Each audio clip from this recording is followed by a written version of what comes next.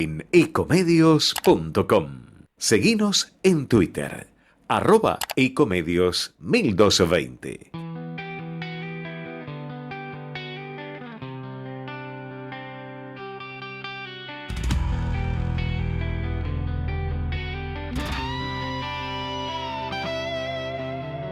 En los pasillos se habla bajo, caras serias, trajes caros, promesas viejas maquilladas de futuro rápido y barato.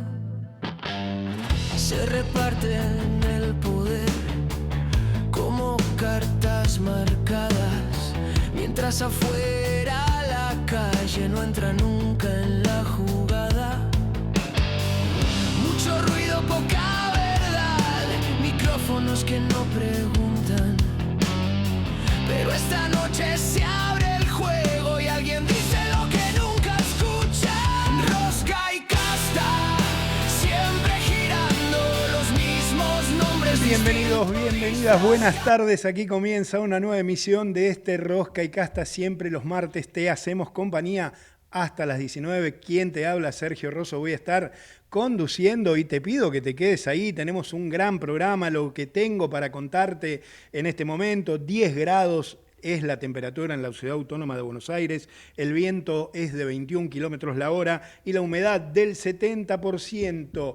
Hoy en este Rosca y Casta vamos a poner el foco en temas que atraviesan directamente la vida cotidiana. Vamos a analizar el creciente endeudamiento de las familias argentinas a partir del último informe de la Universidad Austral, un tema que es un flagelo que seguramente lo ves, lo lees, pero vamos a estar tratando de contarte por dónde pasa ese endeudamiento, qué es lo que sucede allí, con qué entidades, para qué se usa, cuál es la mora. Bueno, vamos a tratar de analizar junto a alguien, un especialista de la Universidad Austral, esos datos. También el proyecto que busca acelerar los desalojos, que abre un fuerte debate sobre la situación de los inquilinos, tiene media sanción del Senado de la Nación y va a empezar el debate en diputados. Vamos a estar hablando con alguien también para saber qué es cuánto en realidad puede llegar a afectar a los inquilinos.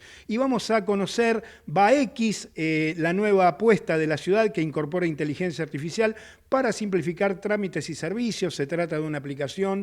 Vamos a estar mostrándote, vamos a tratar de que sepas de qué se trata esta nueva apuesta del gobierno de la Ciudad Autónoma de Buenos Aires, y además, como siempre, todas las novedades económicas a cargo de nuestro especialista. Él siempre nos trae los últimos datos, las últimas actualizaciones. Estoy hablando de Juan Manuel Barca. Así que te pido que te quedes ahí. Ya arrancamos. Te cuento cómo se hace un programa de radio, te cuento que a veces hay que estirar un poquito porque la tecnología generalmente acompaña, pero a veces no. Entonces, te decía, te voy a estar acompañando hasta las 19, ya está presentado el programa, esos son los datos con los que voy a estar acompañándote e informándote hoy. Te puedo contar que el gobierno anunció el fin. Este es un tema que realmente tiene mucha controversia. Hay mucha gente que está a favor, hay mucha gente que por supuesto está en contra. El gobierno anunció el fin de la atención gratuita en los hospitales públicos a extranjeros. Salvo por situaciones que impliquen riesgo de vida, todas las personas no residentes que no tengan seguro de salud deberán primero pagar y luego recién podrán ser revisados por un médico en todo el territorio de la República Argentina. Yo te propongo que nos presentemos en sociedad y arrancamos este Rosca y Casta de hoy. Bronca, ¿por qué no se desaloja el corte? Pero ¿no? tienen que desalojar ya ellos. Esto me indignaba tanto como a vos. Por eso tomamos la decisión de ordenar las cosas. Ya evitamos más de 1000 cortes de calles con los operativos antipiquetes. Porque con ley y orden, los porteños pueden volver a circular con normalidad. buenosaires.gov.ar/orden y seguridad.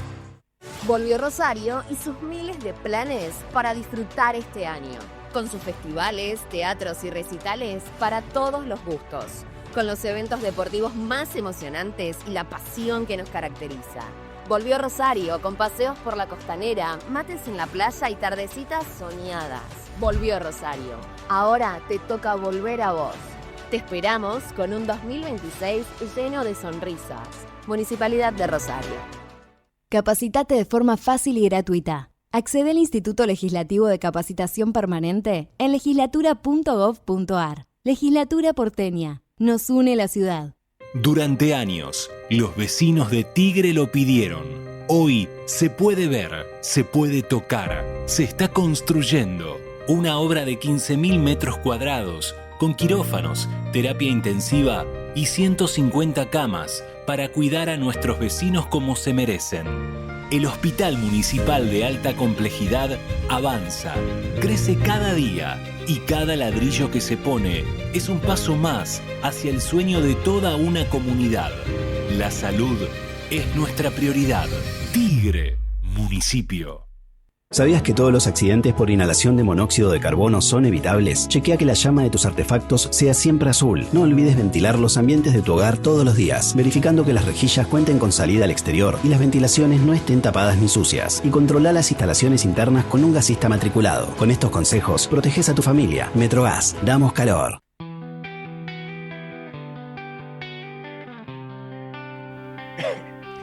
Y ya seguimos, o arrancamos, mejor dicho, este programa. El Senado, te contaba, dio media sanción al proyecto de ley de inviolabilidad de propiedad privada, qué palabra difícil, y una iniciativa que introduce cambios en distintos aspectos vinculados con los inmuebles y que encendió especialmente la discusión por los nuevos mecanismos de desalojos. Para eso voy a hablar con Lucy Caballero. Ella es licenciada en Sociología, activista feminista en Ni Una Menos. Lucy, bienvenida. Sergio Rosso te saluda aquí en Rosca y Casta. ¿Cómo estás? Hola, ¿cómo estás? Bien, muy bien. Gracias por la comunicación. Lucy, a ver, lo primero que quiero preguntarte es cómo afecta el proyecto de la propiedad privada a los inquilinos. Digo, me gustaría arrancar por ahí para luego ir desmenuzándolo con algunas dudas que tengo. Mira, hay 5 puntos principales en la afectación a los hogares inquilinos. Digamos que en general desmantela las pocas garantías que tienen todavía los inquilinos, ¿no? Por ejemplo, los desalojos pasan a tramitarse por la vía más rápida que existe en la justicia, es la vía sumarísima, dejando a los inquilinos sin tiempo real para defenderse, conseguir un abogado, mandar las notificaciones. Otro tema, por ejemplo, que es absolutamente perverso y que está puesto en el proyecto, es que, por ejemplo, si no hay contrato escrito ni recibos, que es hay una gran parte del mercado que es informal, bueno, cualquier inquilino puede terminar tratado como intruso, ¿no? Que, como dice la ley, y desalojado en 72 horas. Bien. Después, juicios por falta de pago o vencimiento, queda prohibida la prueba testimonial. Por ejemplo, si pagaste en efectivo y sin comprobante, la ley te deja sin forma de demostrarlo. Lo que busca la ley, o más allá del análisis puntilloso de cada artículo, que es extenso, la verdad, para quien lo leímos, hay 12 artículos en este capítulo, lo que se busca es acelerar los desalojos y blindar al propietario, ¿no? Pero esto hay que entenderlo en un contexto. ¿Cuál es el contexto? El contexto no es un contexto que la gente se atrasa o deja de pagar porque tiene ganas o porque está especulando. No, sin dudas. Es un contexto donde hay 12 millones de hogares que tienen deudas, y dentro de esos hogares hay muchos hogares que son inquilinos. Por lo tanto, podemos encontrar que hay muchas situaciones distintas, pero hay situaciones de mora, incluso por algunos días, porque bueno, sabemos que están creciendo todos los gastos fijos en los hogares. Me refiero al alquiler, me refiero a la luz, el gas. Recién estaba viendo en Mar del Plata una manifestación, Mar del Plata, no sé en qué localidad del Partido de la Costa, una manifestación espontánea de la gente que fue a reclamar por lo que les estaba llegando de luz, más de 1 millón de pesos con salarios de 300.000 pesos. Están creciendo todos los gastos fijos y la gente lo que está haciendo es elegir qué deuda pagar. En general la deuda, el alquiler es lo último que se deja de pagar, porque uno hace todas los malabares posibles para endeudarse por otras cosas y no dejar de pagar el alquiler, porque en última instancia es el techo, ¿no? Ujú. Pero obviamente que aparecen situaciones de mora porque el endeudamiento de los inquilinos es altísimo. Entonces, lo que está pasando acá es que el Estado, en vez de asegurarse o plantear alguna solución para la crisis habitacional, para la crisis de endeudamiento en el que están los hogares, bueno, lo que hace es acelerar los desalojos. Y acá no estamos pensando en el ámbito urbano, pero también hay situaciones en el ámbito rural que tienen que ver con formas de tenencia de la tierra más irregulares, pero que no es un problema de las personas porque ocupan, sino porque el Estado tarda muchísimo tiempo en reconocer formas de tenencia y que también pueden ser desalojadas rápidamente. Entonces, realmente es muy complicada. Lucy, a ver, te pregunto algunas cosas, sé que estuviste muy activa con el proyecto y lo tenés muy claro. Se habla por allí de un plazo de 10 días después de una intimación. ¿Qué significa exactamente eso? Y por otro lado, el gobierno sostiene que no existen desalojos automáticos porque siempre interviene un juez. ¿Esto es así? De acuerdo a tu experiencia, digo, ¿qué tenemos que entender ahí? Sí, pero digamos, más allá de que intervenga un juez o la justicia, se acortan todos los plazos. Bien. Entonces, el juez puede dictaminar que seas desalojado en 72 horas.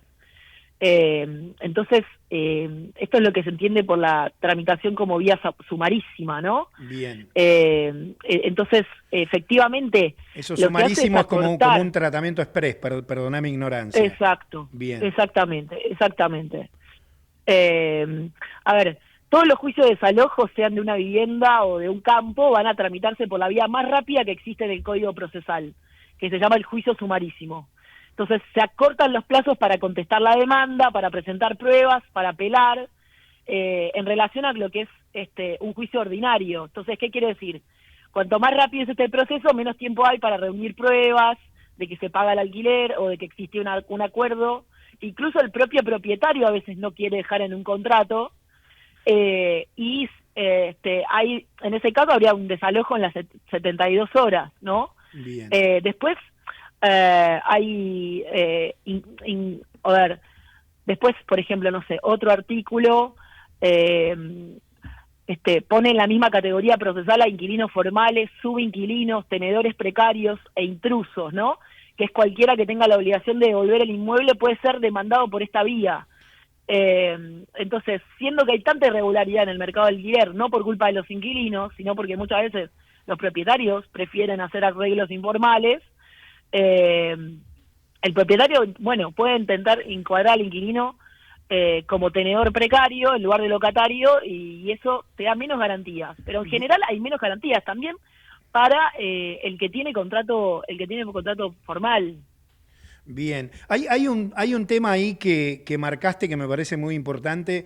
Digo, no se diferencia, suponte, alguien que ha usurpado un inmueble de alguien que no paga y de alguien que tiene una mora eventual, digamos que se demoró, no sé, suponte 1 o 2 meses, digamos, todo va a la misma, al mismo lugar o con la misma resolución. Sí, porque todo puede ser catalogado con esta idea del intruso. Bien. ¿Sí? Entonces, el gobierno está hablando de como si, o sea, eso es lo que tratan de hacer permanentemente, ¿no? Mentir y hacer pasar a todas las personas que pueden estar en alguna dificultad como si fueran ocupas, ¿no? Entonces, claro, esa es la forma que tienen de empatizar, porque cualquiera que tiene una vivienda en alquiler puede decir, bueno, en realidad, claro, si a mí me ocupan la vivienda, hacia mí me ocupan la vivienda, está bien que los desalojen. No, bueno, pero acá tenemos un montón de otras situaciones que no tienen que ver con eso y sobre todo, insisto, esto no es en cualquier contexto, no estamos discutiéndolo en un contexto donde está creciendo el salario, no, donde... queda clarísimo. Digo, donde las familias están realmente endeudadas, digo, hay todo un problema creciente, digamos, de contexto. Exacto, sí.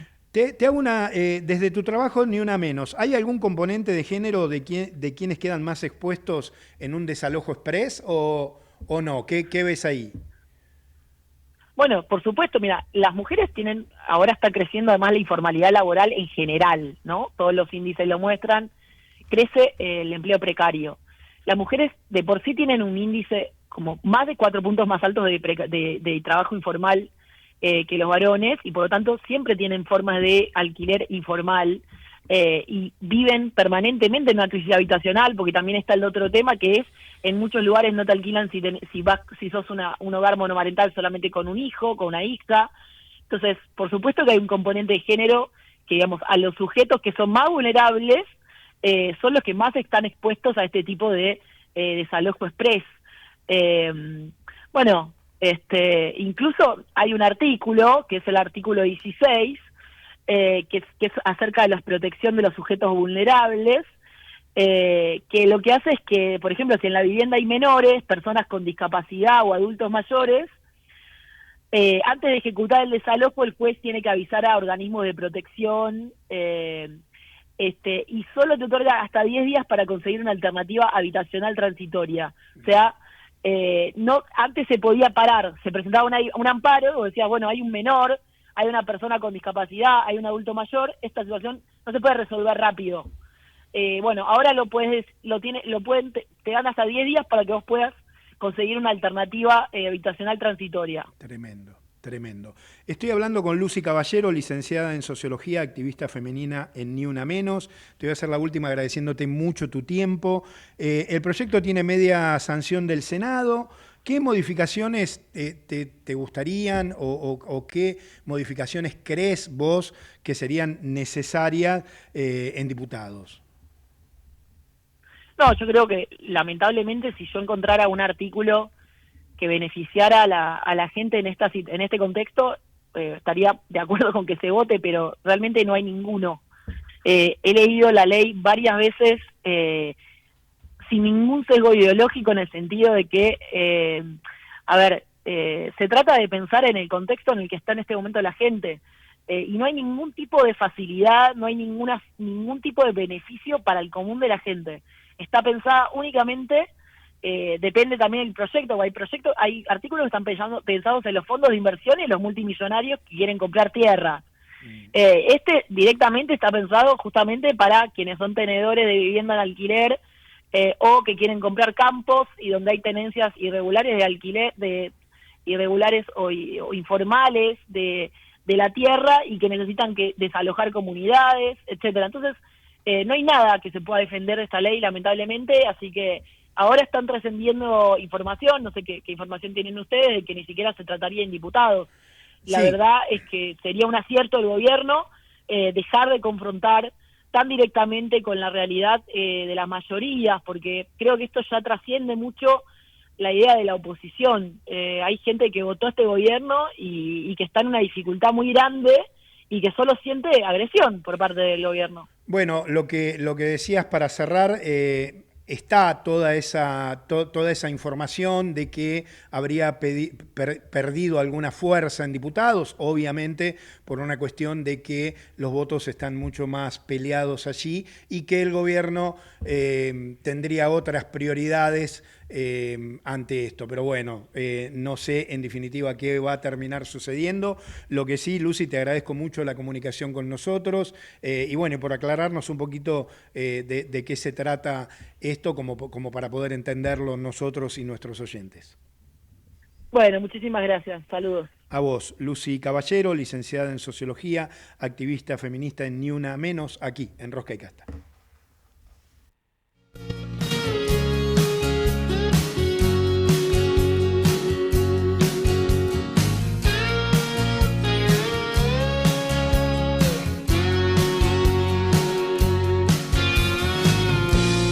Pasan las horas, se pasan los días, las noches excesos que corren de más, de amores ajenos que no ponen freno, historias pasadas que no hay que olvidar.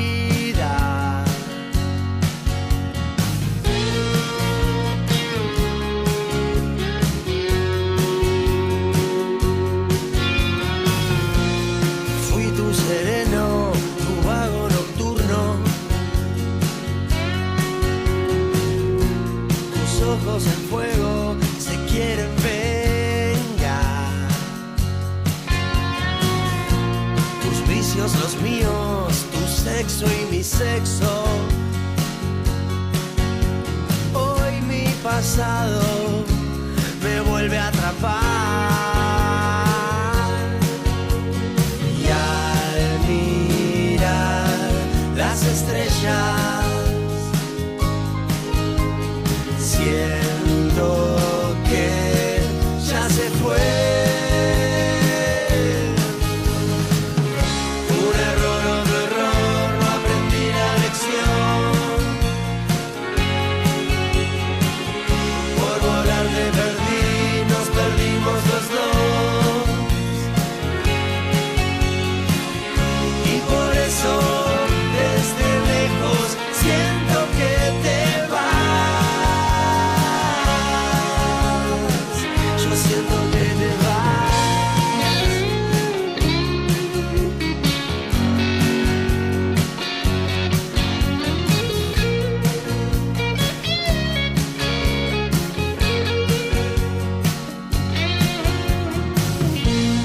Pasan las horas, se pasan los días.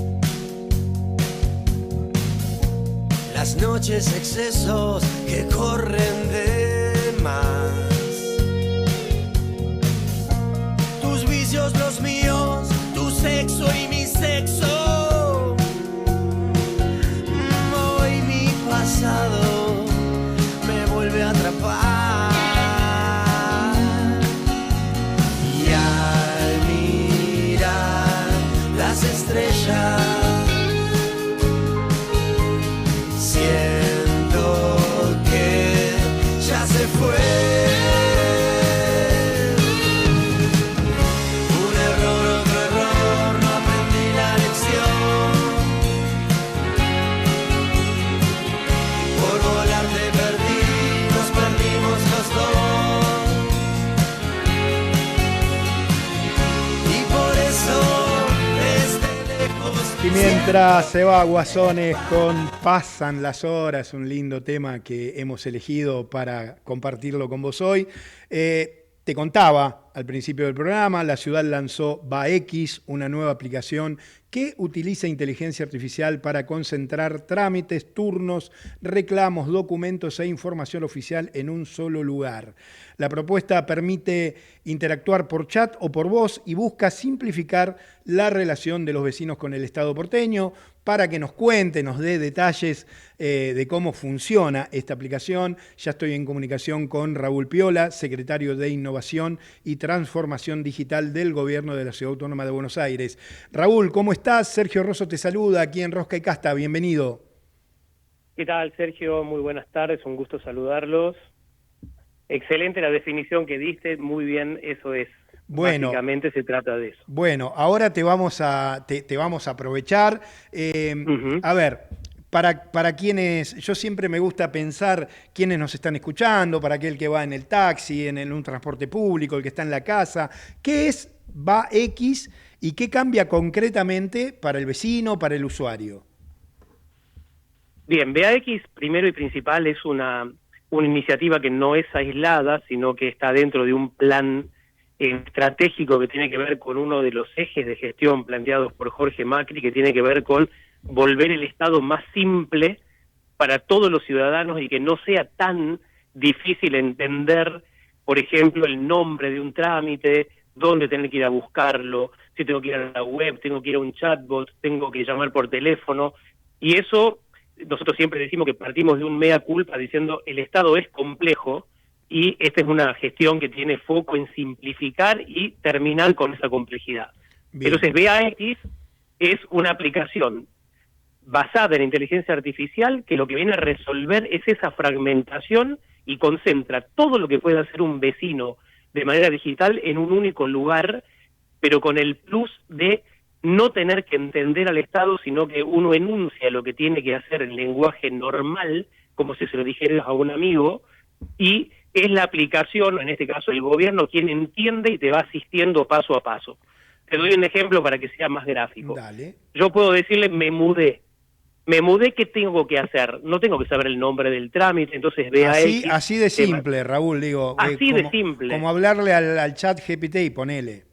Exactamente, vos va mucho mejor porque en este caso VAX, al estar identificado, que es una de sus cualidades que tiene, que uno cuando se identifica ya queda registrado con un nivel de biometría que lo hace la propia aplicación, ya podés acceder a documentos, partida de nacimiento, licencia de conducir, y toda la información que te dé va a ser personalizada por lo que vos enunciaste que necesitabas. Vos le decís, tuve un hijo, ¿qué tengo que hacer? Entonces la aplicación te dice, bueno, tenés que ir al registro civil, hacer esta inscripción, generar este trámite, o se lo va haciendo solo, te va guiando y te hace desentenderte de la complejidad que puede tener un Estado atrás. Bien, me gustó lo bien que la pronunciás, VAX, me voy a copiar. Reemplaza, digo, el gobierno, vos decías que partís de una autocrítica, que el gobierno no es fácil de entender, pero hay un montón de herramientas digitales que hoy cuenta el gobierno de la ciudad. Por ejemplo, me acuerdo de Mi BA, el BOTI. ¿Van a convivir con VAX? ¿Qué va a pasar, por ejemplo, con el 147? Bien, 147 es un canal que tiene que estar, que va a estar porque que el Estado tenga, a ver, primero me voy a ordenar y te contesto lo primero. Bien. Por supuesto que en las etapas de digitalización temprana que tuvo la ciudad fueron surgiendo diferentes aplicaciones o canales que respondían a un momento determinado con la tecnología disponible en esos momentos, tal como mencionaste, como la aplicación Mi BA, como BOTI, que fueron muy buenas iniciativas, pero que cubren parcialmente lo que es la experiencia o la necesidad de un ciudadano. Con el correr del tiempo y con la evolución de la tecnología, la inteligencia artificial realmente fue una revolución muy grande que nos dejó a todos repensando cómo tienen que ser los servicios a partir de esta nueva capacidad. Entonces, todo lo que sea los canales digitales que no sean un call center, un llamado por teléfono, van a converger en VAX, van a tener un tiempo razonable de convivencia para ir permitiendo la migración de los usuarios a VAX, que vale bien decir que la curva de aprendizaje o de adopción es instantánea, no necesitas saber absolutamente nada de tecnología, mucho más fácil que cualquier otro canal, porque solamente hablo o escribo lo que quiero y como te contaba recién te va asistiendo. En el caso del 147, el Estado tiene que estar presente, entonces si una persona por grupo etario o por lo que sea prefiere hacer una llamada por teléfono, el 147 va a seguir existiendo, pero también una lógica de modernización total. Ahora también vamos a incorporar, ya está pasando, ya tenemos varios agentes de IA que atienden de una manera muy certera preguntas recurrentes con un nivel de respuesta muy alto y con mejor satisfacción que a veces cuando atiende una persona. Bien, estoy hablando con Raúl Piola, él es secretario de Innovación y Transformación Digital de la Ciudad Autónoma de Buenos Aires. A ver, para todos aquellos que tenemos Mi BA, ¿por qué es necesario validar la identidad con nivel 3? O que nos expliques por qué hay que validarla con ese nivel. Bien, o sea, los que ya tienen Mi BA... Mi BA es la aplicación que te digo que en algún momento va a estar deprecada muy próximamente. Bien. Y va a ser reemplazada 100% por VAX. Bien. Los que ya tienen su identidad validada, esa misma identidad es la que utiliza VAX. ¿Por qué es importante el nivel 3? Porque esta aplicación, como te digo, va a tener una sección que es como una billetera digital con todas las credenciales o los documentos oficiales que emite el gobierno de la ciudad, y para tener certeza de que en este caso vos, Sergio Rosso, sos quien dice ser, necesitamos esa prueba de biométrica para que yo sepa que los documentos que te doy son a vos mismo. Entonces, a mayor certeza de quién está del otro lado, mayores prestaciones puede tener adentro de la aplicación. Bien, tiene mayor precisión. ¿También te permite hacer reclamos incluso enviando una foto? ¿La IA en este escenario identifica el problema y lo deriva automáticamente? ¿Cómo es eso? Es literalmente como lo decís.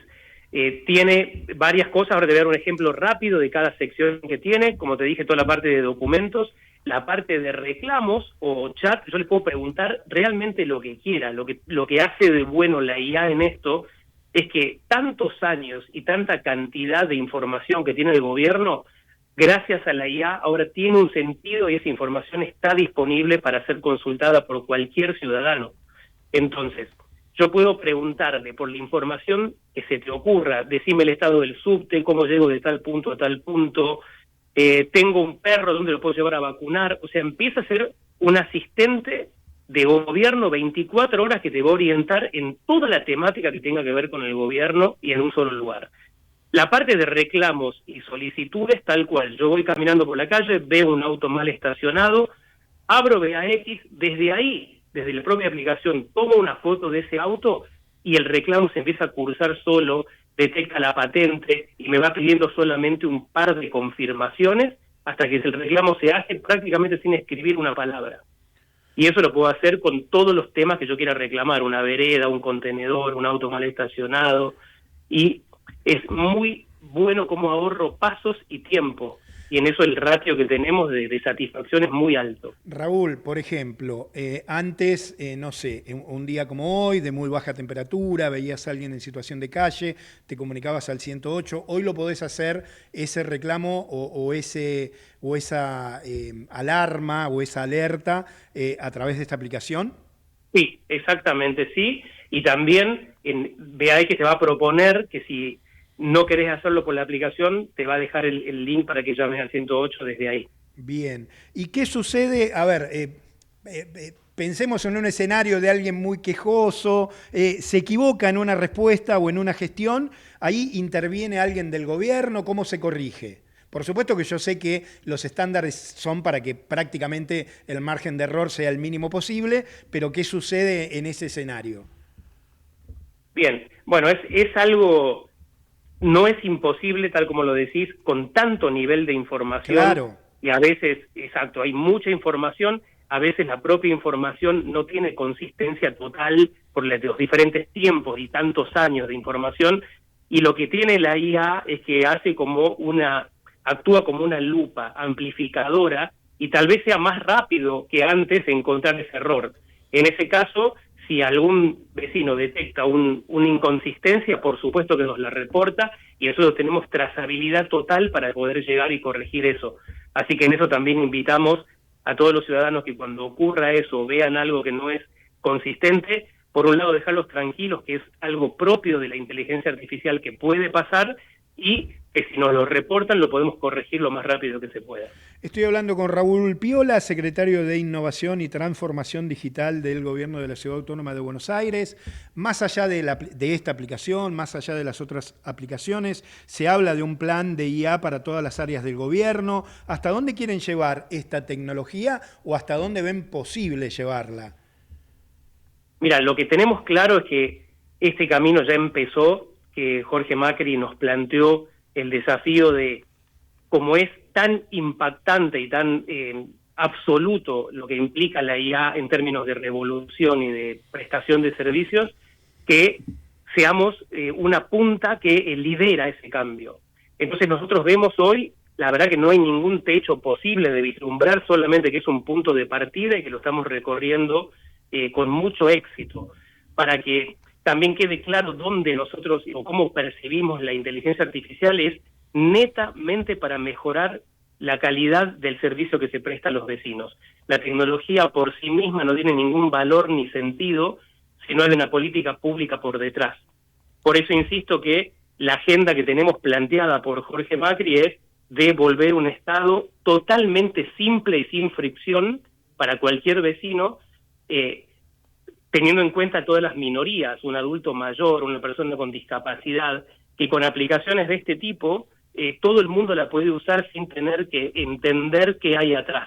Raúl, entonces entendemos que es un punto de partida. Raúl, he estado, digamos, interiorizándome y hay algunas cosas que son realmente asombrosas. Por ejemplo, te pregunto, te consulto, en desarrollo urbano, la IA podría analizar planos y cruzarlos con los códigos urbanísticos. ¿Esto es así? Exacto. ¿Es impresionante? ¿Y qué expectativa tienen en la reducción del tiempo del trámite? Que todos sabemos que la DG ROC, generalmente era, digamos, estos trámites tardaban siglos. ¿Qué tiempo estiman ahora con esta tecnología? Mira, ya tenemos pruebas comprobadas y que ya están estandarizadas, que estamos pasando de meses a pocos días, y eso es real, por lo que estás diciendo. Hoy el análisis de un código urbanístico o una presentación de un plano en tiempo real se sabe si cumple o no cumple y dónde están los problemas sin tener que contar con un análisis humano. Entonces eso, en la inteligencia artificial, en el volumen y en la escala, es donde mayor provecho se le puede sacar. Así que si eso, que también eso lo planteamos con el jefe de gabinete, Gabriel Sanchezini, que por un decreto del jefe de gobierno, las áreas donde la IA tiene que impactar para reducir tiempos y mejorarle al vecino la prestación de esos servicios, uno de ellos es desarrollo urbano. Bien. Porque tal como decís, es mucho tiempo que se encolaba antes con trabajos que realmente eran humanos y tardan su tiempo. Y eso ahora es automático. Raúl, te agradezco mucho la comunicación, te soy absolutamente sincero, ya estamos acá, mi operador, que es un tipo totalmente digitalizado, vamos a estar bajándola y probándola, la verdad que genera mucho entusiasmo. Te agradezco muchísimo la comunicación aquí con nosotros. Abrazo. Un saludo para todos. Hasta Gracias. Luego. Chau, chau. Raúl Piola, secretario de Innovación y Transformación Digital de la Ciudad Autónoma de Buenos Aires. Gerardo, pará, no la bajes ahora. Pará, aguantá que terminemos el programa. Seguimos. Vamos la radio, somos tu voz. Vamos con Eco, siempre la verdad y la mejor información. Ahora, visitar Catamarca es más fácil que nunca. Te presentamos Visit Catamarca, la nueva plataforma donde podés planificar tu viaje y comprar paquetes y experiencias directamente de agencias y prestadores. Entrá a Visit Catamarca y empezá tu próxima aventura. Catamarca, más que un paisaje, todos. Catamarca, hermosa por naturaleza. Ministerio de Cultura, Turismo y Deporte. Informate en ecomedios.com. Seguinos en TikTok, @ecomedios1220. Qué mejor forma de enterarse qué pasa en la actualidad política y económica que escuchar Rosca y Casta. en un país donde, a pesar de lo que dice el presidente, la rosca política existe Y la casta está más viva que nunca. y difícilmente vaya a desaparecer. Siempre los martes de 18 a 19 con Sergio Rosso y gran equipo. Y seguimos aquí en este Rosca y Casta. Mirá, te voy a poner en contexto. Un informe de EcoGo, junto con la Facultad de Ciencias Empresariales de la Universidad Austral, vuelve a poner el foco en el endeudamiento de las familias argentinas. La mora sigue creciendo, ya alcanza a más de uno de cada 4 deudores y muestra diferencias importantes entre provincias según el tipo de créditos. Para eso estoy en comunicación con Martín Mazzi, economista, profesor e investigador de la Facultad de Ciencias Empresariales de la Universidad Austral. Martín, bienvenido. Sergio Rosso te saluda aquí en Ecomedios. ¿Cómo estás? ¿Qué tal, Sergio? Muy buenas tardes. Un gusto saludarte. Bien, gracias a vos por la comunicación. Bueno, lo primero que te quiero preguntar es, ¿qué marcó el informe sobre el nivel de endeudamiento de las familias argentinas? Digamos, ¿qué es lo primero que te gustaría destacar o remarcar? Bueno, primero, muchísimas gracias por el espacio. No, un placer. Como bien indicabas, es un informe basado en un conjunto de investigaciones que estamos haciendo desde la Universidad Austral junto con la consultora EcoGo. 2 de sus directores, digamos, son referentes en estos temas. Y hace un tiempo empezamos a querer procesar información pública. Esta información surge de la Central de Deudores del Banco Central, que publica una vez por mes. Y que, bueno, en particular este informe que todos y todas pueden acceder al mismo, contiene información cerrada a junio. Y particularmente queríamos hacer 2 cosas, ¿no? En primer lugar, tener un trabajo que sea un procesamiento estadístico serio, bien desarrollado desde el punto de vista económico, deflactado como corresponde, digamos, en términos reales, y llevado a nivel provincia, que esto no surge inmediatamente de la información que uno puede trabajar con el Banco Central, sino que hay que hacer un empalme con una serie que utilizamos de CEPAL, para poder producir estos mapas, unos mapas de calor que identifican 3 indicadores centrales que de alguna manera son características del endeudamiento como concepto en general y que después hacen un acercamiento hacia la problemática de la morosidad. La morosidad entendida desde el punto de vista del Banco Central como aquellos créditos que poseen atrasos en sus obligaciones de 90 días para adelante. Bien. Esos tres indicadores son, en primer lugar, el endeudamiento por familia, que es un ratio entre crédito y Producto Bruto Geográfico, digamos, en un análogo al Producto Bruto Interno, pero a nivel provincial. Después, el concepto de penetración del crédito, que es, bueno, cuántas personas están endeudadas cada 1000 en términos de la población. Bueno, el último dato censal que tenemos en términos de población. Esto, el primero es una cuestión de dinero, el segundo es una cuestión de cantidad de personas, ¿sí? Y después, bueno, un ratio que es deuda promedio del deudor, que es simplemente eso, ¿no? Digamos, es la deuda total de la provincia dividido la población que tomó deuda. Un dato relevante adicional al que venías comentando es que 44, a nivel nacional, 44% de la gente está endeudada o tiene algún tipo de deuda, no necesariamente en situación irregular, ¿no? Digo, que posee deuda de alguna naturaleza. Y eso nos lleva, digamos, hasta a la segunda parte de este informe, que además de contener un montón de datos y procesamientos estadísticos, divide al crédito entre el crédito bancario tradicional y el crédito que proveen, justamente, va a la redundancia, los proveedores no financieros de crédito. Digo, toda aquella institución que otorga créditos a las personas humanas y que no forma parte de las entidades bancarias, no reguladas como entidades bancarias. Bien. Esto es un dato relevante, porque digo, tanto a nivel provincial hay una gran disparidad, que después uno puede analizar los datos más objetivamente, digamos, viendo específicamente qué está pasando con eso.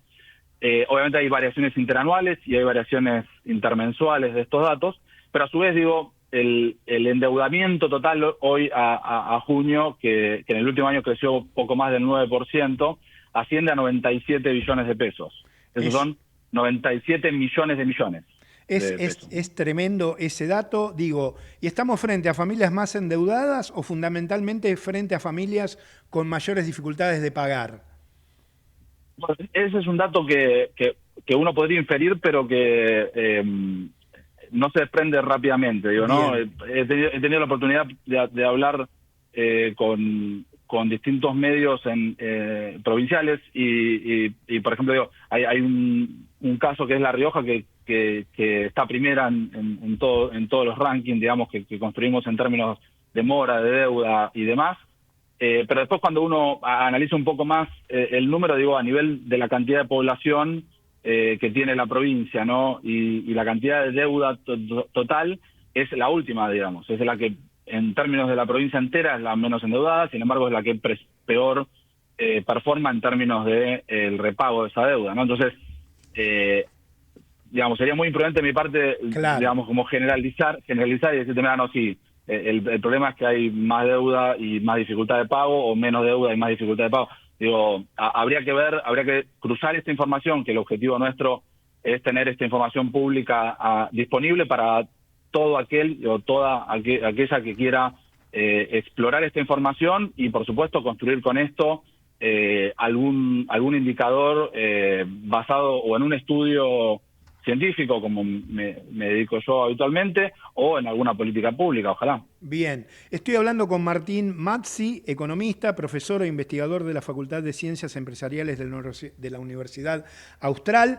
Hablabas, Martín, sobre el sistema financiero concentra la mayor parte del crédito, pero la mora es muy diferente. A ver, te pregunto, 15,2% en bancos y financieras contra 31% en proveedores no financieros. ¿Por qué prácticamente se duplica? Digo, si es que esto se puede analizar o pasa lo mismo que con la deuda, como me contabas recién, de las familias. No, a ver, digo, nosotros tenemos una necesidad de medir esto justamente porque hay infinidad de datos que hacen al ciclo de crédito, digo, y ahí es muy importante la participación de la consultora EcoGo, que tiene una visión mucho más 360 de toda la macro monetaria en general, ¿no? Pero digo, un poco la priori con esto era, bueno, empezar a desmenuzar esos datos y ver por dónde viene el tema en algún punto, ¿no? Digo, de vuelta a esos 97 billones, que traducido a dólares son algo así como 65.000 millones, comparémoslo con lo que ustedes quieran, digo, si lo llevo en términos relativos es el doble de la base monetaria del país, digo, es un número que es muy importante. Por lo tanto, digo, billetera, fintech o cualquier instrumentación de crédito no formal, digamos, no bancaria, en el sentido de la regulación, ¿no? Quiero que se entienda esto, no es peyorativo lo que digo. En este caso, digo, estamos hablando de 14 billones, digo, no es un número despreciable, no es algo que, digo, si fuese poquito capital y con niveles de deuda más altos, uno podría pensar, bueno, es la facilidad en definitiva que uno tiene de bajar una aplicación, hacer un par de clics sobre algún dispositivo móvil y obtener poco capital, pero rápidamente y demás, ¿no? Entonces, esto irrumpió, digo, y hace que para nosotros sea un foco fundamental, digo, en este seguimiento, creo, y esto capaz más a título personal, pienso que hay que ir mirándolo, ¿no? Digamos, hoy la proporción es, como decías bien, 85-15 para redondear. Bien. ¿Qué pasa si dentro de 6 meses esa proporción es 60-40? Claro. Martín, ¿no? Un crédito distinto. ¿Y quiénes son concretamente esos proveedores no financieros y qué tipo de créditos ofrecen, si es que me lo podés decir? Es que en realidad, digo, la información del Central de Deudores son alrededor de 500 instituciones o 500 organismos. Claro. En su mayoría van a ser los típicos que uno conoce o escucha, digamos, los más grandes, que no hace falta referenciarlos, todos sabemos de qué estamos hablando, pero también están incluidos aquellos que tengan algún volumen de crédito lo suficientemente importante como para que tengan que, digamos, disponibilizar esa información en el central, y el central obviamente que tiene muchísima más data, ¿no? Porque lo tiene a nivel usuario y eso es un dato sensible, ¿no? Entonces, como uno puede acceder públicamente a esa información, no tengo tanto nivel de dato. Porque eso viola el secreto, digamos, de un montón de leyes y demás que protegen los datos públicos, ¿no? Bien. Pero digo, en líneas generales están comprendidas todas las fintech de crédito virtualizadas, ¿no? Bien. Digamos, o apificadas, y aquellas que ofrecen crédito también a nivel presencial, ¿no? Digamos, Martín, te hago la última agradeciéndote mucho tu tiempo aquí con Rosca y Casta. Digamos, ¿la tasa, los plazos o las condiciones de esos préstamos pueden explicar semejante nivel de incumplimiento o a qué se podría atribuir? Además del contexto económico, ¿no? Obviamente. Ese es un rasgo distintivo, ¿no? Digo, nuevamente, de vuelta, ¿no? Al no estar comprendida en entidades bancarias, hay una diferencia fundamental. Las entidades bancarias prestan dinero porque captan dinero. Claro. Vamos, ¿no? Porque tienen la posibilidad de captar fondos y con eso, bueno, lo que nosotros le explicamos a nuestros alumnos, ¿no? La creación secundaria del dinero, digamos, algo de antaño. En cambio, las entidades financieras que pueden hacerlo porque no violan ninguna ley en particular, pero usan fondos propios, utilizan otra lógica, ¿no? Entonces, ahí por supuesto hay una diferencia de tasas que es fundamental. Yo no sé si lo explica. Lo que nosotros queremos, o al menos yo quiero dejar plasmado con esto, es este tipo de informes y el trabajo que hacen ustedes con llevarlo a la discusión pública, llevarlo a que se vean este tipo de datos que surgen de un ámbito académico, esencialmente, permiten alfabetizar. Digo, también hay una componente de la cual uno no puede estar ajeno, que es no todas las personas de la Argentina, en toda su dimensionalidad, en toda la belleza que tiene la Argentina a lo largo del ancho de sus provincias y de su cultura regional, no necesariamente, digamos, tienen todas las herramientas para decidir si tomar un crédito es conveniente o no en un momento, a qué plazo, a qué tasa, con qué condiciones, bajo qué estructuras, ¿no? Entonces, creo que eso también es un tema fundamental, mucho más allá de ciertas cuestiones que después devienen del plan económico, macroeconómico, financiero que pueda tomar como decisión en un momento determinado alguien, ¿no? Martín, te agradezco mucho tu participación aquí en Rosca y Casta. Muchísimas gracias. Al contrario, a disposición, les mando un gran abrazo. Gracias. Martín Massi, economista, profesor e investigador de la Facultad de Ciencias Empresariales de la Universidad Austral.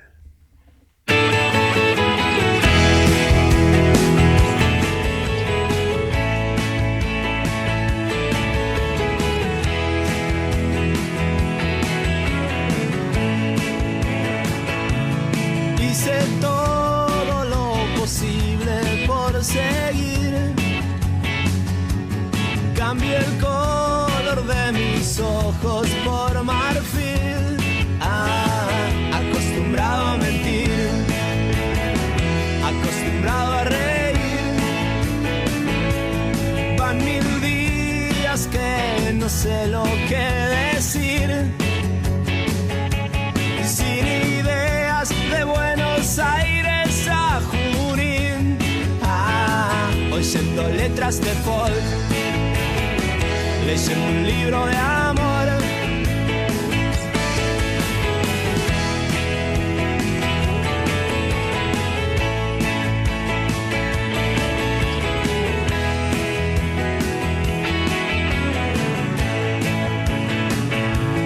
Te busqué, pues cada vez que te encontré, y en tus ojos no vi brillos como aquellos de Joe en el Tinto Bar. Cuando me viste cantar y el verano trajo luces sobre el mar, y entendí que hay 1000 maneras de dar, aunque no te haya hecho bien, a mi manera te amé.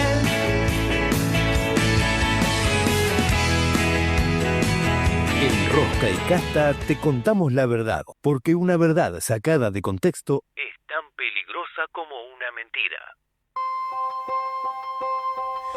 Y esta es la cortina, este es el momento de la columna de Juan Manuel Barca. Hoy lo vamos a escuchar de manera virtual, a ver qué nos dejó. Hola Sergio, buenas tardes, ¿cómo estás? Mucho gusto.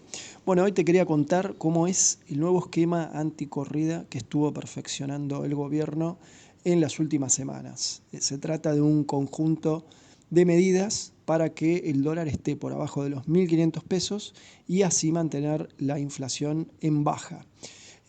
Esto se hizo a costa de otras variables que tienen un costo para otros objetivos que tiene en mente el gobierno, como por ejemplo la reactivación del crédito y la economía.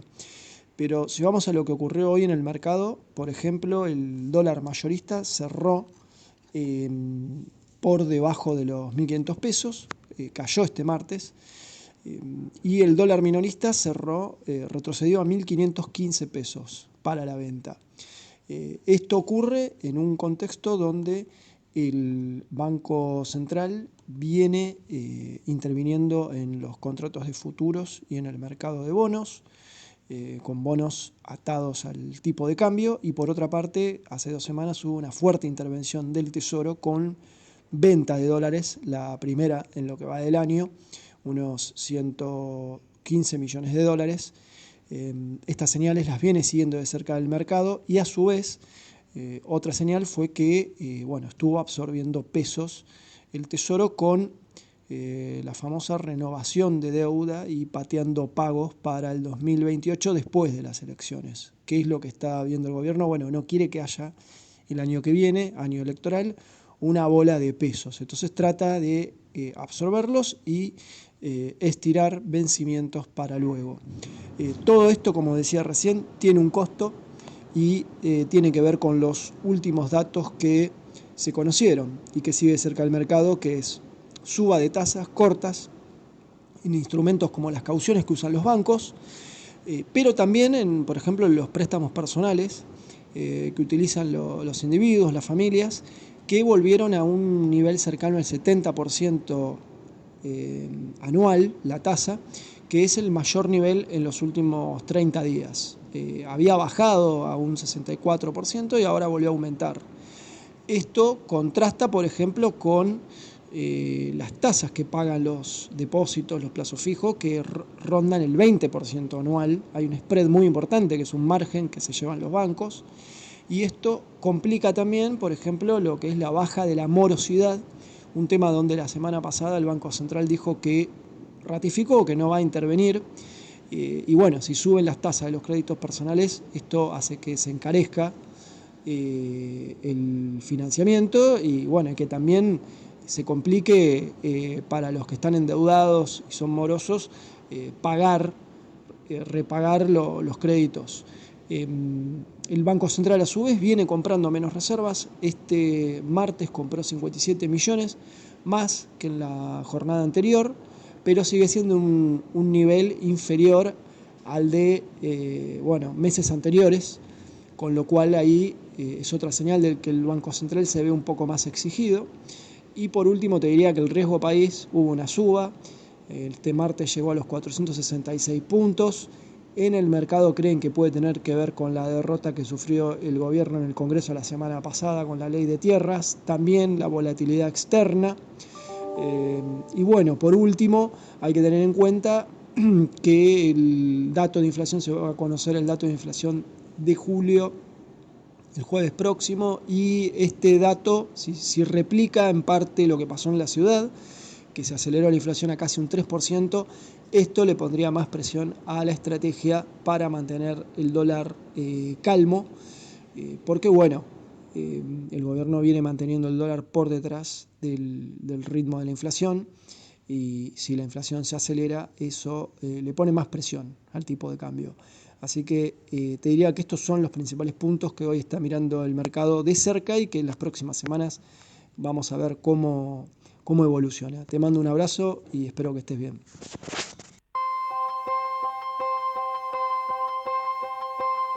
Volvió Rosario y sus miles de planes para disfrutar este año. Volvió Rosario. Ahora te toca volver a vos. Te esperamos con un 2026 lleno de sonrisas. Municipalidad de Rosario. ¿Sabías que todos los accidentes por inhalación de monóxido de carbono son evitables? Chequea que la llama de tus artefactos sea siempre azul. No olvides ventilar los ambientes de tu hogar todos los días, verificando que las rejillas cuenten con salida al exterior y las ventilaciones no estén tapadas ni sucias. Y controla las instalaciones internas con un gasista matriculado. Con estos consejos, proteges a tu familia. Metrogas, damos calor.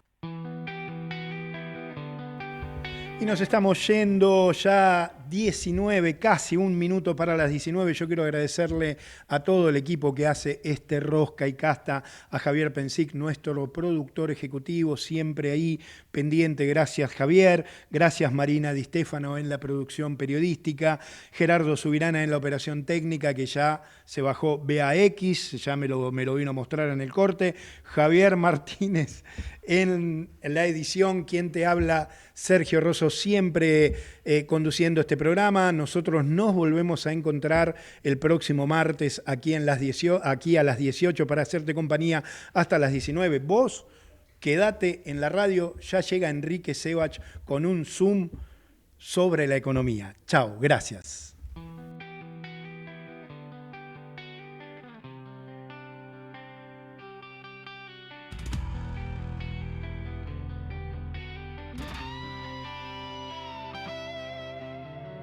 En los pasillos se habla bajo.